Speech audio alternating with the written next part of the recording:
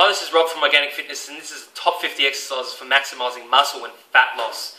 Today I'm going to show you an awesome exercise for the upper body called the one-arm dumbbell row or the single-arm row. Sometimes done with kettlebells, can also be done with plates and other various pieces of equipment, but today I'm going to show you how to do it with a dumbbell. This exercise is awesome for unilateral strength, so evening up both sides of the body, carrying over into various upper body lifts that we are doing. Sometimes it can be done incorrectly. In fact, too often it is done incorrectly, and the main reason for that is too much weight. And generally there's far too much momentum, which leads to not being able to activate the correct muscles throughout the actual lift itself. So I'll show you through the setup, the movement patterns and the cues to do this one correctly in order to get the most out of it. So to get yourself set up for the one-arm dumbbell row, you obviously need a bench and a dumbbell. You want to place that dumbbell on the side that you're about to be working.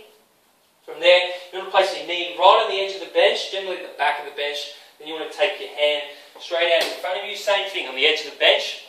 Take that foot nice and wide and behind you. That's going to give you lots of room in order to be able to do the lift correctly. From there, you want to lift your chest up nice and tall. Grab the dumbbell. You want that dumbbell sitting straight underneath your shoulder. Chest is up, nice flat back. From there you have your setup ready to start your lift.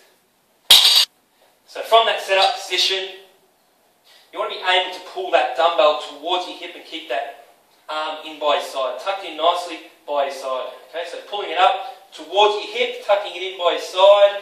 Little pause at the top, really trying to squeeze that left side of my back. Shoulder stays where it is, back down to the start. Pulling back up towards the hip, in by my side. Back down to the start.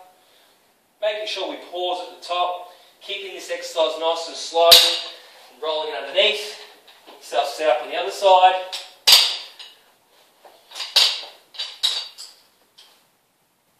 Same thing, tucking it in by your side. Pulling it towards my hip. Little pause at the top. Slowly back down.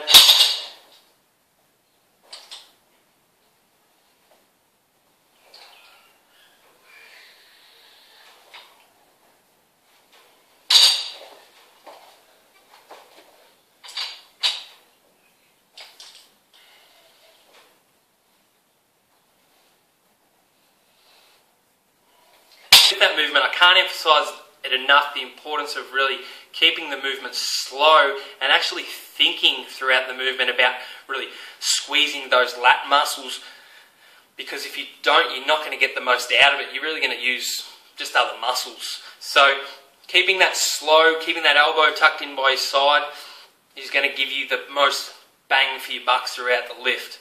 You also want to keep that elbow tucked in and making sure that you're not dropping that shoulder down and then really momentum swinging it back up. And that's where the sort of weight selection comes into it. Not getting carried away with lifting too much weight. You should be able to get the maximum out of it by just going slightly less than you should potentially be able to lift, and really initiating all that sort of pulling and squeezing through your own real energy.